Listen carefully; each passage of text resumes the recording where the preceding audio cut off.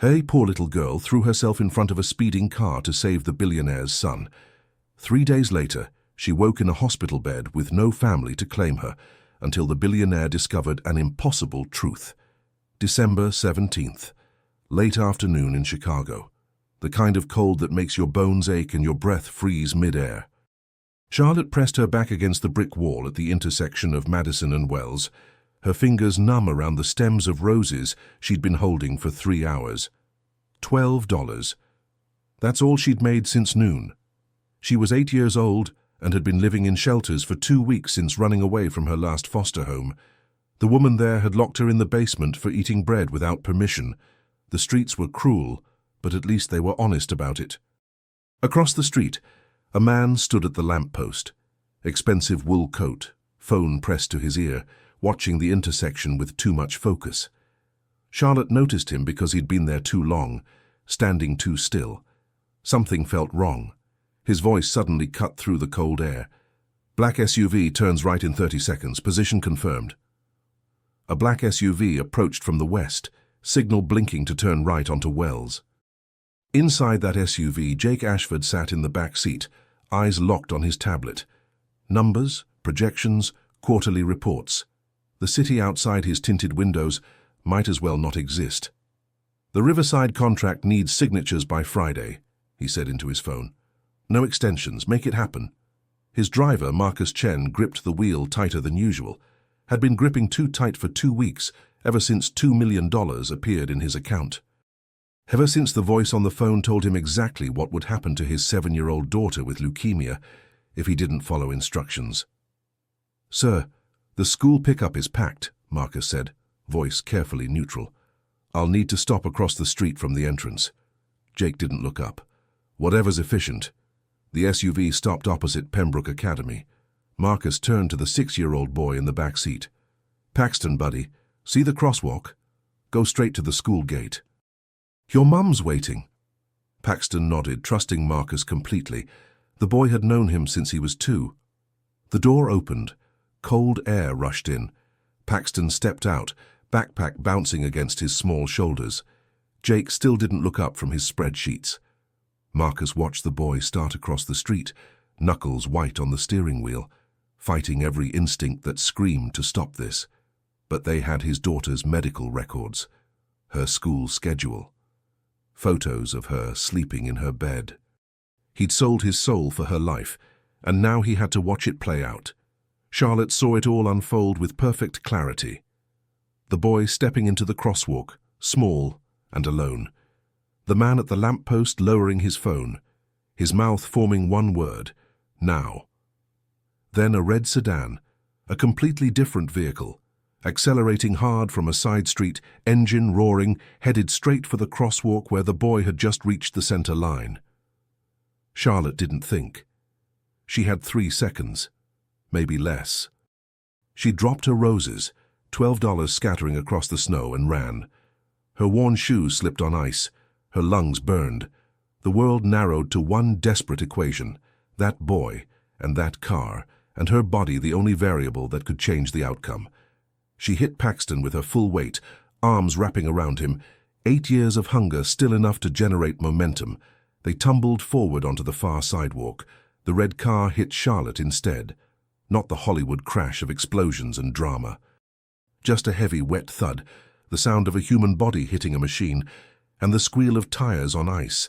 Then the car's engine roaring again, accelerating, disappearing into Chicago's maze of streets. Charlotte lay on the asphalt, threadbare coat spread like broken wings, not moving, not breathing. Roses scattered around her like funeral flowers. Blood pooled dark against fresh snow, and for a moment the entire intersection held its breath. Strangers frozen mid-step, traffic stopped, the city itself seeming to pause in horror at what it had just witnessed.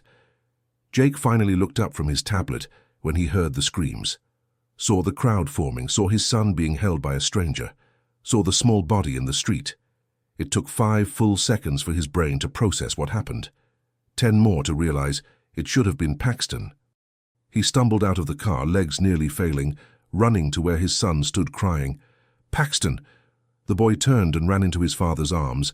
Jake held him like he hadn't held him in years, really held him, feeling the small body shaking.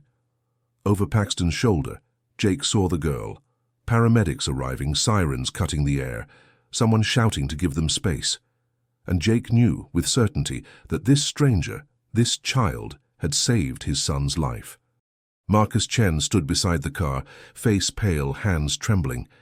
He'd done this, positioned Paxton exactly where they told him to, but the flower girl had destroyed the plan. 3 days passed, 72 hours of machines breathing for Charlotte while nobody came looking for her. Jake visited twice, not from compassion but obligation. He arranged everything, private room, specialists, round-the-clock care. "Bill me directly," he told the administrator. "All of it. Money solving problems." Money as apology. Money as substitute for everything else he'd forgotten how to give. He stood outside her room each time, watching through the window, but never entering. Watching her small chest rise and fall with the ventilator's rhythm. Wondering who she was, where she came from, why an 8-year-old was selling flowers alone in December. Questions he told himself didn't matter because he'd paid for her care, and that was enough. It had to be enough. But on December 20th, a social worker named Sarah Chen stopped him in the hallway. "Mr. Ashford, it's been 72 hours. No family has come forward. Under Illinois law, Charlotte must be transferred to state care tomorrow morning. You have no legal standing. You're not family." Those words echoed as Jake drove home. You're not family. He'd written checks, hired specialists, ensured she had the best care money could buy. But in the eyes of the law, in the eyes of the system, he was nobody to her. A stranger who happened to be present when tragedy struck. Tomorrow morning she'd be moved to a state facility, become another file in an overwhelmed system, and his obligation would be complete. He told himself that should be enough, told himself he'd done more than most would, but the words kept echoing. You're not family. If you're loving this story, subscribe and give it a like. Your support keeps this channel going.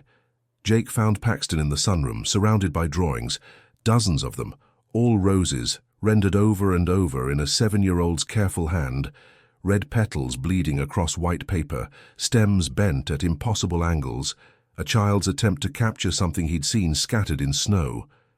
Nobody came for her, Paxton said without looking up. The flower girl. Nobody's looking for her. His small voice cracked. Why doesn't she have a family?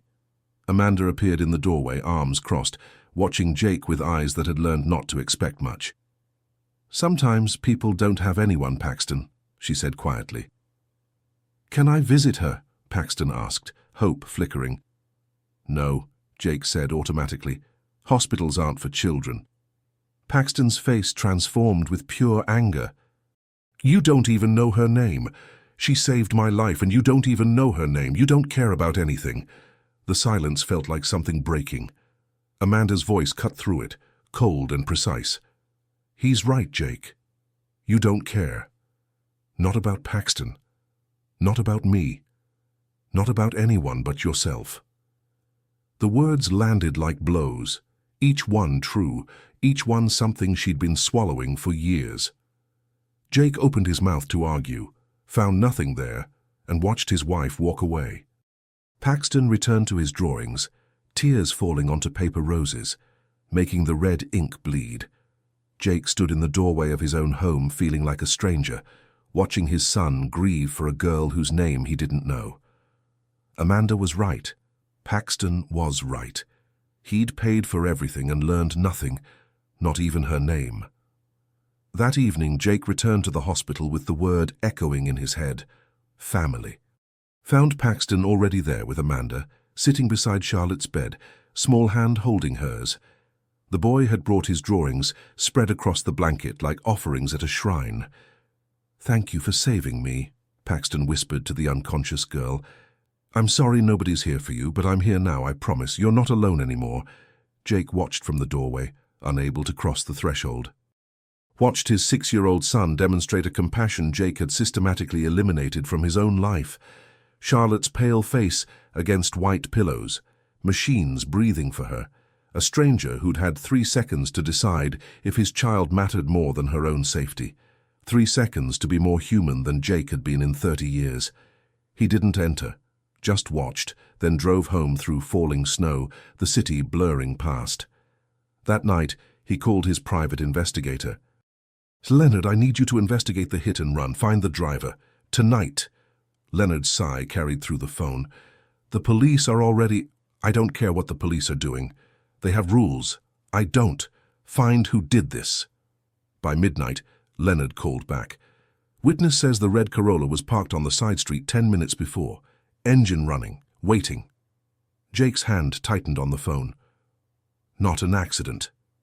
Professional job. Someone planned this." The words settled like ice in his chest. Someone had tried to kill his son. The flower girl had accidentally destroyed a murder plot, and Jake didn't even know her name. December 21st, 12 hours before Charlotte's transfer. Jake woke at dawn to Leonard's call. Marcus Chen received a $2 million wire transfer 2 weeks before the incident, from a shell company. Jake, whoever did this, knew Paxton's exact schedule. Inside job. Jake drove straight to Marcus's apartment, rage and betrayal burning through him. Found him packing, hands shaking, eyes red from sleepless nights, suitcases half filled with a desperate man's essentials. Marcus saw Jake and crumpled. No denials, no excuses, just defeat. "My daughter has leukemia," he said, voice breaking. "Stage 3. They contacted me 6 months ago, said they'd been watching, knew her diagnosis before I did. They sent medical records, treatment plans, photos of her sleeping." Marcus sat heavily on the couch, head in his hands. "They said they'd pay for everything, all treatments, clinical trials, experimental therapies insurance won't cover. $2 million. All I had to do was stop on the right side of the street at exactly 4:15 on December 17th. His voice dropped to a whisper. "I thought it was surveillance, corporate espionage. I convinced myself it was just information gathering. But when I saw that car coming—" He looked up at Jake, eyes devastated. "I realized what I'd done, what I'd agreed to, and I couldn't stop it. I just watched that car accelerate and knew I'd sold my soul to kill your son." Jake wanted to rage, wanted to destroy this man who'd betrayed him, but all he saw was a father in impossible circumstances. "Who paid you?" His voice came out flat. "I can't. They'll kill her. They have people watching." "Who?" Marcus whispered a name through tears. Jake went very still. The name meant everything and nothing. A business associate, someone he'd trusted, someone with access to his family's schedules. He left without another word, mind reeling with implications.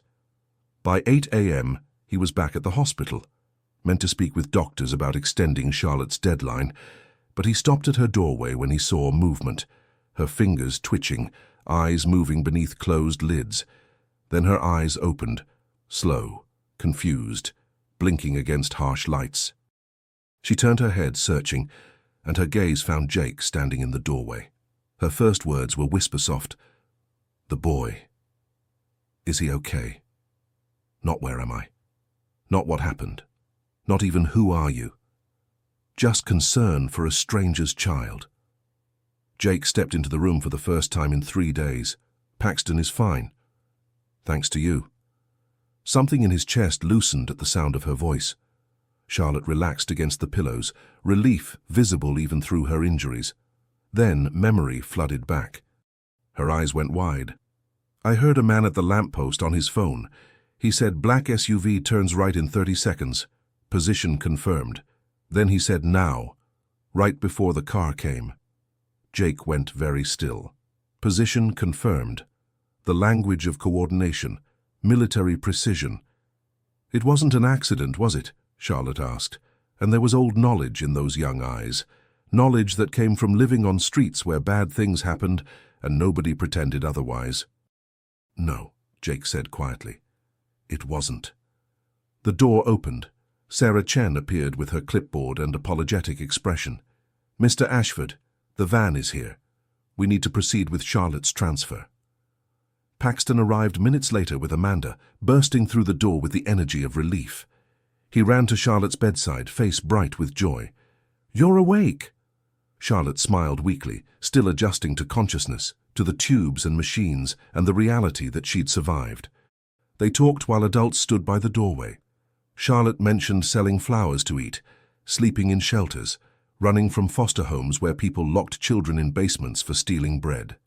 Casual horrors delivered matter-of-factly, the way children speak about things they've learned to accept as normal. Paxton listened with wide eyes, holding her hand like he could anchor her to something better.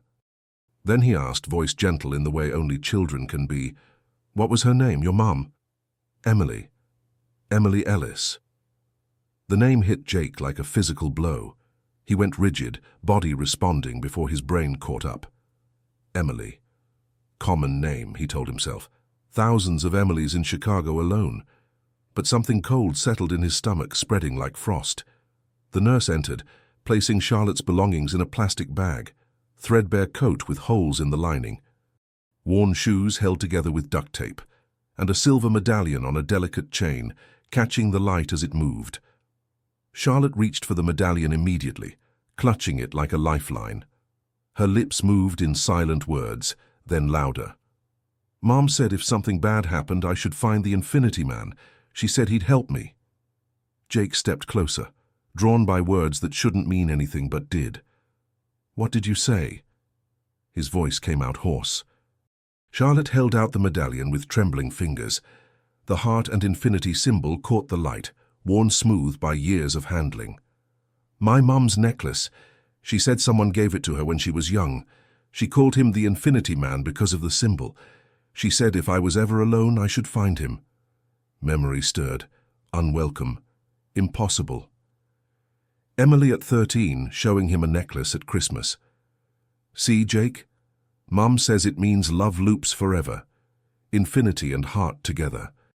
Isn't it beautiful?" He'd been 17, too cool to care about his little sister's excitement, had dismissed her with a shrug and returned to his phone. But he remembered now. Remembered that necklace. His hand moved on its own, taking the medallion. The metal was worn smooth, engraving faint but unmistakable. His mother's signature design. 3 made, one for herself, one for Emily, one for him. His own medallion sat in a drawer at home, forgotten for 15 years. "Charlotte," his voice came out hoarse, "your mother, how old was she when she died?" 30. 30, born in 1994. His sister was born in 1994. The room started tilting, but Jake forced himself to stay focused. "When was her birthday?" "December 10th. The room tilted completely. Jake sat hard in the chair, still holding the medallion, feeling its weight like an accusation. Amanda moved closer, hand on his shoulder. "Jake, what is it?" He couldn't answer. The pieces were there, laid out in perfect clarity, but his brain refused to connect them, because seeing it would mean accepting something unacceptable. "Mr. Ashford, the van is here," Sarah said, clipboard clutched like a shield against the tension in the room. "We need to proceed with the transfer." "No." Jake stood abruptly, medallion still in his fist. "I need 1 hour. Just 1 hour." His voice came out desperate, raw. Sarah exchanged glances with the nurse, clearly uncomfortable. "Mr. Ashford, the law is clear. 1 hour, please." Something in his face must have convinced her. She nodded slowly. 1 hour, but that's all I can give you." Jake left the room, Amanda following, confusion and concern written across her face. In the hallway, his hands shook as he dialed. "Jake, what's going on?" Amanda asked. "I need Leonard to check something. Now." Leonard answered on the first ring. Emily Ellis, Charlotte's mother. Birth records, family history, maiden name. "Everything you can find, 30 minutes. That's difficult on short notice. I don't care. 30 minutes, Leonard. Priority 1. He hung up. Amanda stared at him. "Jake, you're scaring me. What's this about?" "I don't know yet." But he did know. He just couldn't say it out loud. Couldn't make it real by speaking the words. He paced the hallway while Amanda watched, silent questions in her eyes. 23 minutes felt like hours. When his phone finally rang, Jake's hand shook so badly he almost dropped it. Leonard's voice was tight, careful. "Jake, Emily Ellis's maiden name was Ashford. Parents listed as Robert and Catherine Ashford. Your parents, Emily Ellis was your sister." The phone slipped from Jake's hand, clattering to the floor. Amanda picked it up, heard Leonard still speaking, and her face went white. She looked at Jake, then toward Charlotte's room, then back at Jake. "Oh my God." Her hand covered her mouth. "Jake, that little girl is—" She couldn't finish.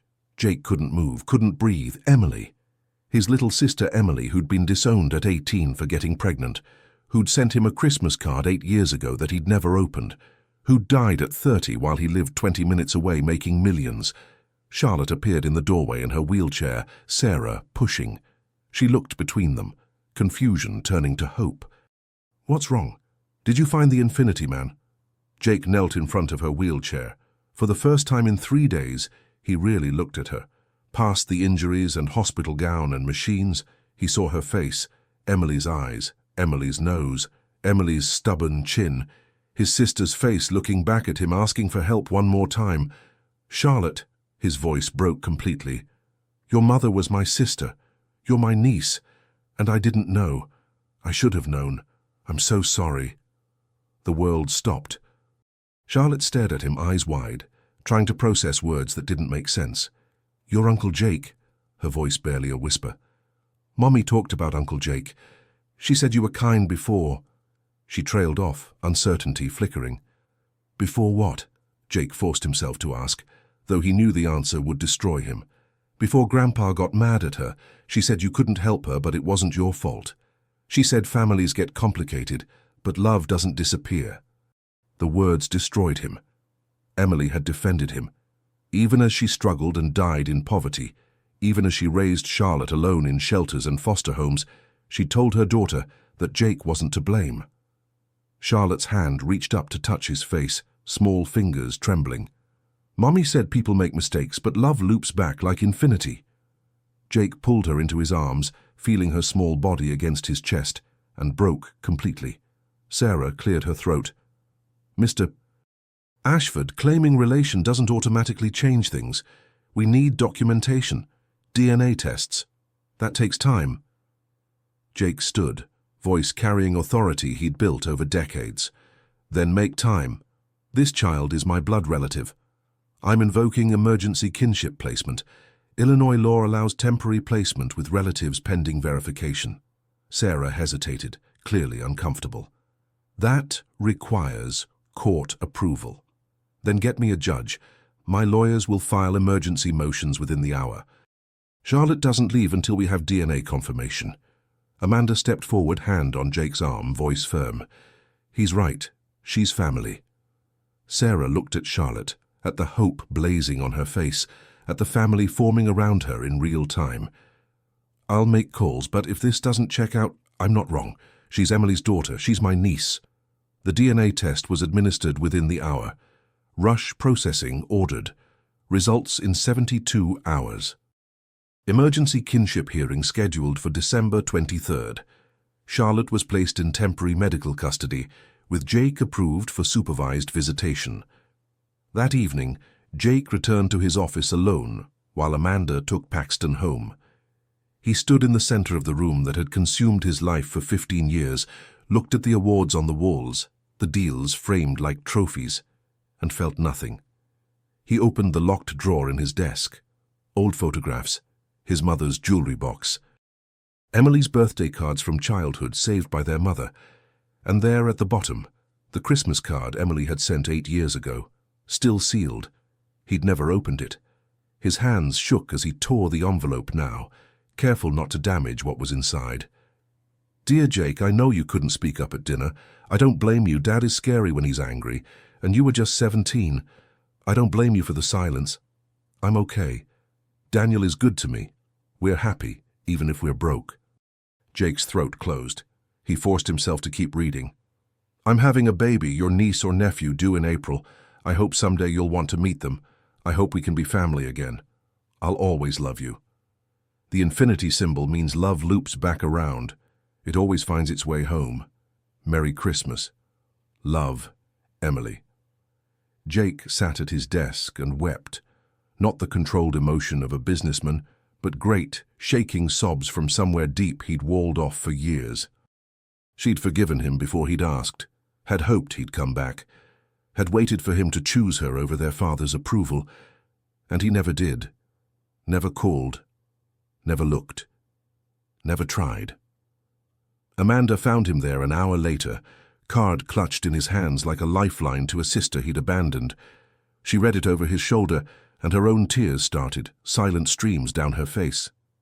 "She loved you," Amanda whispered, "even after everything, even after you chose silence." "I know." His voice broke completely. "And I did nothing.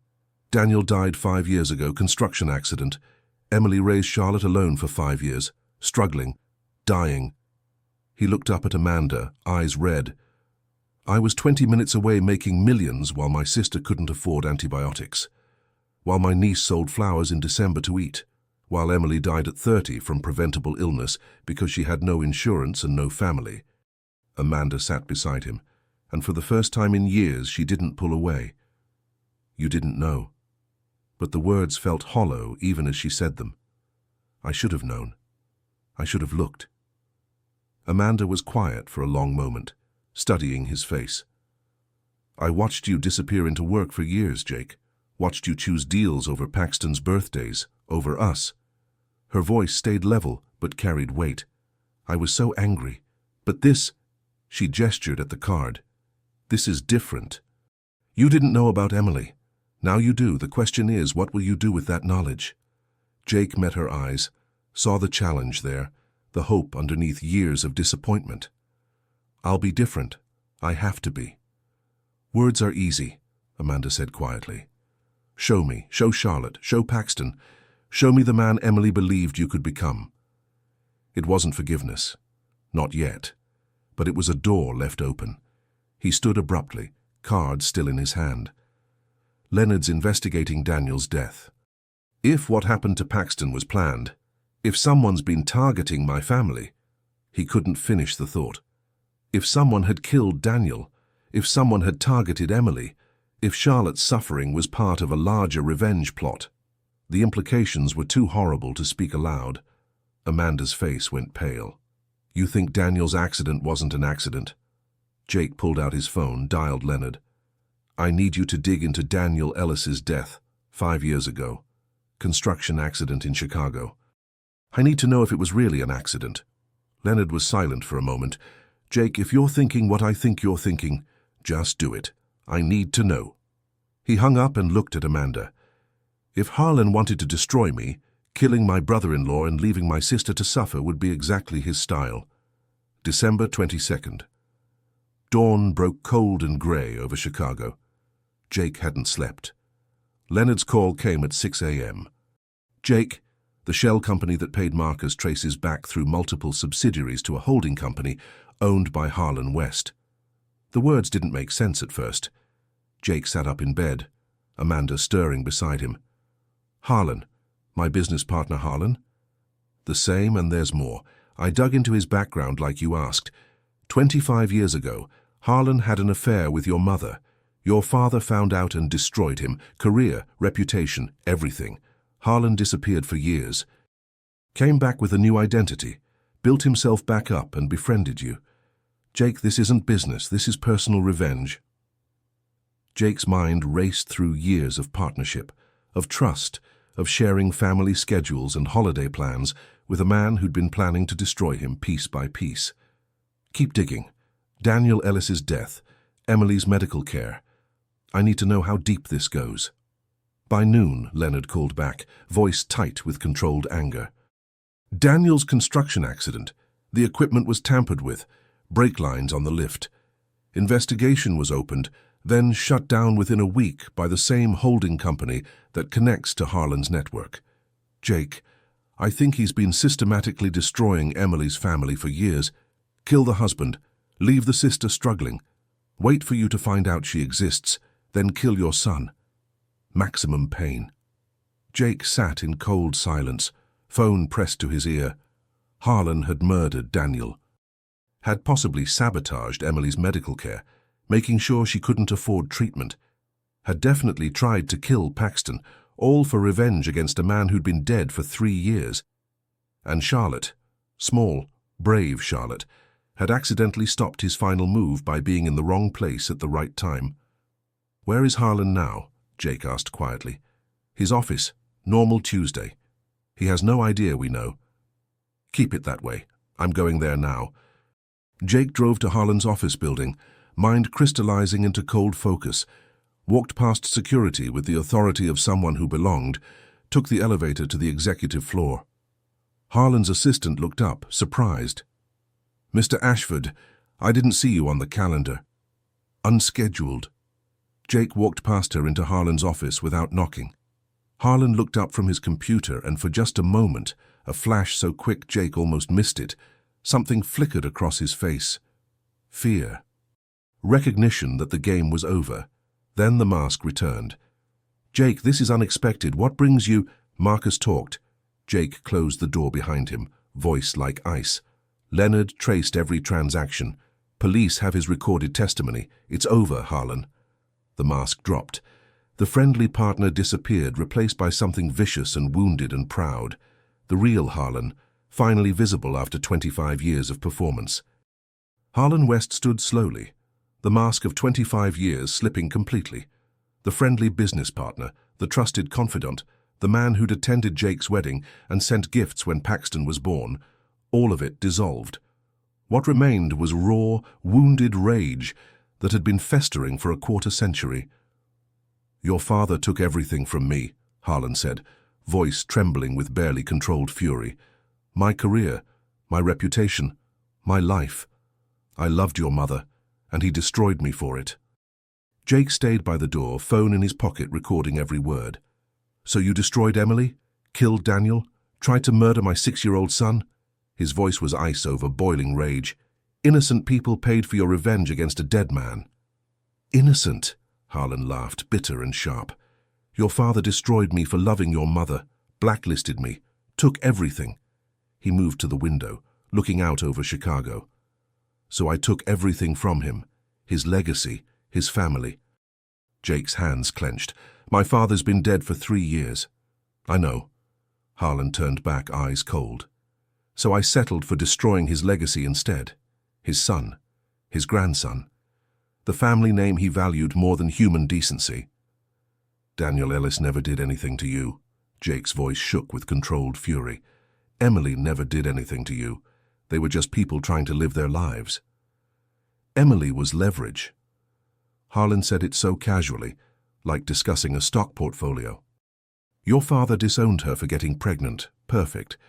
Daniel was working construction. Easy accident to arrange. Emily struggling alone, dying slowly without medical care. That was poetic.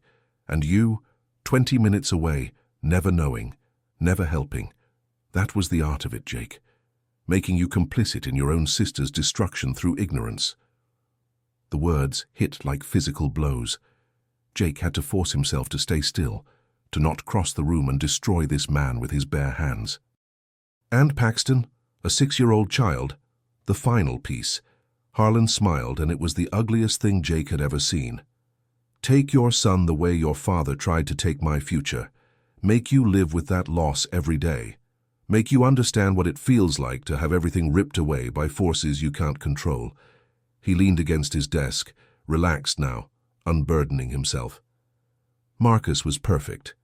Desperate father, sick daughter, exactly the pressure point I needed. The flower girl was unexpected, I'll admit, but even that worked in my favor. You found out about Emily, about Charlotte. Now you get to live knowing you abandoned your sister and her child for 8 years. You get to see Charlotte's face every day and remember. Something in Jake's chest went very cold and very still. "You think you've won. I know I have." Harlan crossed his arms. "What are you going to do, Jake? You have no proof." "Marcus's testimony? He's a co-conspirator who took $2 million. The shell companies, they're layered so deep you'll never trace them back to me. Daniel's accident? That investigation was closed years ago. You have nothing but accusations and conspiracy theories." Jake pulled out his phone, held it up so Harlan could see the recording light. "You just confessed to murdering Daniel Ellis, to attempting to murder Paxton Ashford, and to conspiracy to commit murder. On recording. While police wait outside your door." Harlan's face went white. "You're bluffing." Jake walked to the door, opened it. Detective Morrison stood in the hallway with two uniformed officers, Sarah Chen beside them with legal documents. "Harlan West," Morrison said, stepping into the room. "You're under arrest for conspiracy to commit murder, attempted murder, and the murder of Daniel Ellis." Harlan's legs gave out. He sat hard in his chair, staring at Jake with something between hatred and disbelief. "You can't, I've built safeguards. Leonard broke through every single one." Jake's voice carried no satisfaction, just cold fact. Shell companies traced, bank transfers documented. Equipment tampering on Daniel's construction site proven. Marcus's full testimony with corroborating evidence. Phone records showing you contacted the man at the lamppost. "It's over, Harlan." The officers moved forward with handcuffs. Harlan looked up at Jake one last time. "Your father destroyed me first. I was just returning the favor." "My father was a bastard," Jake said quietly. "But Emily didn't destroy you. Daniel didn't destroy you. Paxton didn't destroy you. You destroyed innocent people for revenge against a dead man. That's not justice. That's just evil." They led Harlan away, still protesting, still claiming justification. Jake stood in the empty office and felt nothing. No triumph, no satisfaction, just a hollow exhaustion. Amanda appeared in the doorway. She'd been waiting downstairs, had insisted on being there. "Is it over?" "It's over." Jake turned to her. "Harlan will spend the rest of his life in prison. Marcus is cooperating fully. He'll likely get a reduced sentence given the duress. The man at the lamppost fled the country, but Interpol has his information." Amanda crossed the room and wrapped her arms around him. "Emily's safe now. Charlotte's safe. Paxton's safe. Emily's dead." The words came out broken. "I can't protect her anymore. Can't make up for abandoning her. Can't tell her I'm sorry." "No," Amanda said gently. "But you can protect Charlotte. You can make sure she never feels abandoned again. You can be the family Emily hoped you'd be." "I need to see Charlotte," Jake said. "I need to tell her Harlan's in custody, that she's safe now, that no one's coming for her." Amanda nodded. "Let's go home. All of us. Together." They left Harlan's office building and drove through falling snow to the hospital where Charlotte waited, unaware that the man who destroyed her family was finally facing justice. Tomorrow would bring DNA results and custody hearings. But today, Jake could tell his niece that the monster was caged. On the drive, Jake's phone buzzed. "Leonard. Marcus Chen is cooperating fully. DA offered 18 months with possibility of parole in 9, given the duress and his daughter's medical situation. He's taking the deal." Jake closed his eyes briefly. Justice without cruelty. The cycle breaking finally. And his daughter? Full remission. Treatment worked. Jake nodded to himself. At least one child would be saved from this mess. December 23rd. Jake tore open the envelope with shaking hands. 99.9% probability of avuncular relationship, uncle and niece, blood family. He showed Amanda, throat too tight to speak. "She's really yours," Amanda whispered. The emergency hearing was scheduled for 2 p.m. Judge Patricia Reeves reviewed the file in silence. DNA confirmation, home study, background checks. She looked at Charlotte in her wheelchair. "Is this what you want? To live with your uncle?" "Yes." Charlotte's voice came out small but steady. "He's family. Mommy said family is forever, like infinity." The judge turned to Sarah Chen. "Your assessment?" "The home is suitable. Mr. Ashford has resources and has demonstrated genuine commitment. Given the alternative, foster care during Christmas, I recommend emergency placement." Judge Reeves nodded. "I'm granting temporary emergency custody to Jake Ashford, effective immediately, pending full adoption proceedings in March." The gavel came down. Charlotte had family again. Hospital discharge took hours, paperwork, prescriptions, appointments. By evening, they loaded Charlotte into the car, wearing clothes that actually fit, clutching her plastic bag with the threadbare coat and Emily's medallion. "Are we going to your house?" she asked quietly. "Our house," Jake corrected. "Yours now, too." They drove through Christmas-lit streets. When they pulled through the estate gates, Charlotte's breath caught. Inside, Amanda led her upstairs. "Close your eyes." Charlotte obeyed, heart hammering. Old fears whispered, basement, locked doors, tricks. Open.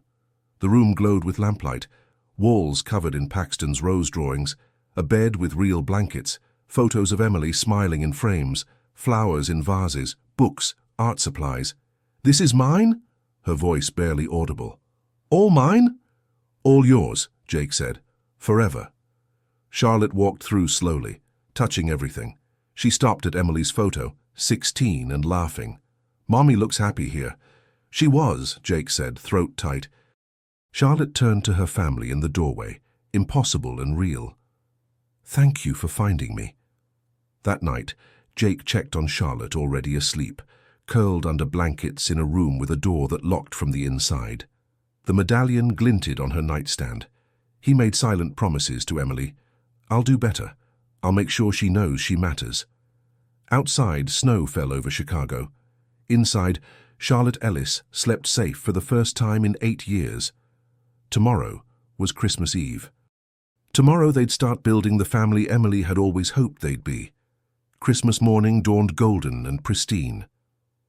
Charlotte woke slowly in her bed fort, wrapped between Paxton's sleeping form and the warmth of blankets that smelled like lavender and safety.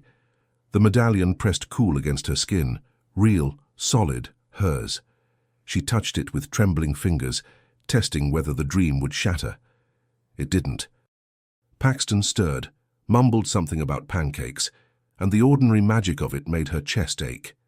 She could hear voices downstairs, Amanda's laugh, Jake's low rumble, the clatter of pots, a family making breakfast. Her family. Charlotte slipped from bed, careful not to wake Paxton, and padded barefoot down the hallway. Every step felt like walking on ice that might crack, like testing whether this new world would hold her weight. The kitchen was chaos in the best way. Amanda flipped pancakes while Jake attempted bacon, smoke detector beeping until he waved a towel frantically. Charlotte appeared in the doorway, and they both froze, guilty smiles on their faces. "We're not burning down your first Christmas," Jake said quickly. "We're just creatively cooking." Charlotte's laugh surprised her, small and rusty from disuse, but real. She moved to the table where Paxton had appeared, hair sticking up, eyes bleary. "Presents after breakfast," he announced with the authority of someone who knew Christmas traditions. Charlotte blinked. Presents? The concept felt foreign. Last Christmas she'd spent in a shelter, eating donated food from styrofoam containers. The Christmas before that, Emily had been too sick to leave bed, and Charlotte had sung carols to her in their tiny apartment. "Lots of presents," Amanda said gently, placing a stack of pancakes in front of Charlotte. "Probably too many." Jake went a little overboard. Jake didn't apologize, just set down bacon that was only slightly charred and met Charlotte's eyes. "You deserve overboard." They ate together, and Charlotte watched how families worked. The passing of syrup, the teasing about Jake's cooking, Paxton's story about his friend's new puppy told with dramatic hand gestures. She stayed quiet, absorbing it like sunshine after years of shadow. When Paxton dragged her to the living room, she stopped in the doorway. A Christmas tree touched the ceiling, covered in lights and ornaments. Beneath it, presents spilled across the floor. More presents than Charlotte had seen in her entire life. "The red ones are yours," Paxton said, bouncing on his toes. "I helped pick some. Uncle Jake said you like practical stuff but also need fun stuff, so we got both." Charlotte knelt by the tree, fingers hovering over wrapped packages like they might burn. Jake sat on the couch, Amanda beside him, watching with careful expressions. "You don't have to open them all now," Amanda said softly. "We can save some if it's too much." But Charlotte reached for the first package, small, rectangular, wrapped in red paper with silver ribbon. Inside was a sketchbook and a set of colored pencils, the expensive kind, with dozens of colors she'd never dreamed of touching. Paxton grinned. "So you can draw roses like me." She opened more coat, boots, books, each one a promise. Then she unwrapped a small box and found a silver bracelet with a single charm, an infinity symbol wrapped around a heart. Charlotte looked up at Jake, eyes filling. "It matches your medallion," he said quietly. "So you remember you're not alone anymore. Family loops forever." Charlotte clutched the bracelet, and something broke open in her chest. Not pain, but overwhelming relief, gratitude so vast it hurt. She launched herself at Jake, wrapping thin arms around his neck, and he caught her. Held her while she cried into his shoulder, years of fear and hunger and loneliness pouring out in shaking sobs. "You're safe," Jake whispered into her hair. "You're home. You're wanted. Always." Paxton joined the hug, then Amanda, and they sat there in a tangle of arms and tears and healing. When Charlotte finally pulled back, wiping her eyes, she saw Amanda crying too, saw Paxton's bright smile, saw Jake looking at her like she mattered more than any business deal ever could. After lunch, Paxton grabbed Charlotte's hand with sticky fingers. "Snowman time! You promised!"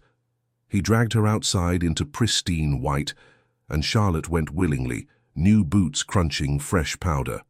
They built together, Paxton directing with wild enthusiasm, Charlotte's hands red and numb, but working steadily, shaping snow into something that mattered. The snowman rose crooked but proud, carrot nose askew, button eyes uneven. "Mummy would have laughed at his lopsided grin," Charlotte whispered, voice thick with lost winters. Jake knelt beside them, packing the base, sleeves soaked. "Emily and I built disasters every winter.